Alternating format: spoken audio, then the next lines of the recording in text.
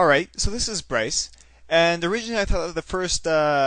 the next major video that I would be doing would be the second in the Limit Holdem Blind Player series for 6 max. But because there have been some delays, and because that's a little bit more time intensive to do that, what I'm going to go ahead and do here is actually kick off the other series that I've been planning to work on here, where what's happened is, in working with a student of mine privately, what I usually do with my students is I have them record about an hour of play, with comments in regards to why they're making the decisions they're making, and then I write them up a review based on that. And I find it's a very efficient way to coach because I can take a lot of time to obviously just stop and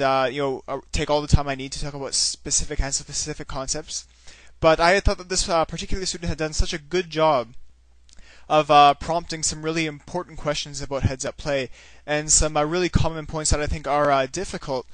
for new players who are maybe very similar to this particular player in that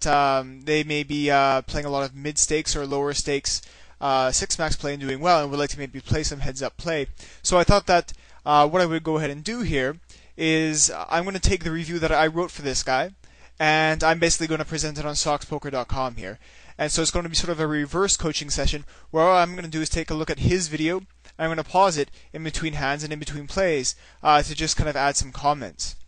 Now, one thing I'm going to point out is that this is a sort of concept that I know somebody in the forums has suggested at one point. While we thought it was a good idea, we didn't go ahead at that point in time and elect to do that, even though we thought it might be a very good coaching tool. This is something that maybe we will do more of in the future. At this point, we're not sure. I would like to point out, however, that this guy isn't really getting a free ride with his coaching here because he's actually a private student of mine, and he's paying the full fee. But again, I thought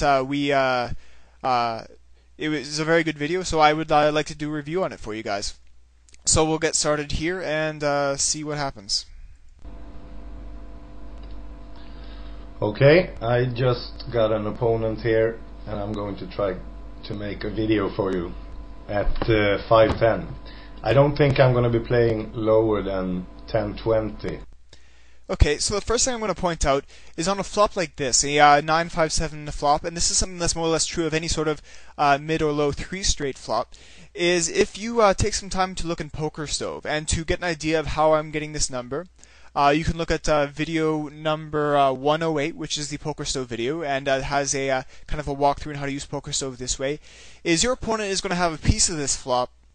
and by piece I mean any pair or any sort of gut shot, about 75% of the time, and you're getting about 4-1 to bet. And so what that means is, with your flop bet, if you picked it up more than 20% of the time, you show pretty much an automatic profit, and maybe you don't even have to pick it up quite that much, because you do have a little bit of equity to redraw to a queen. Not much,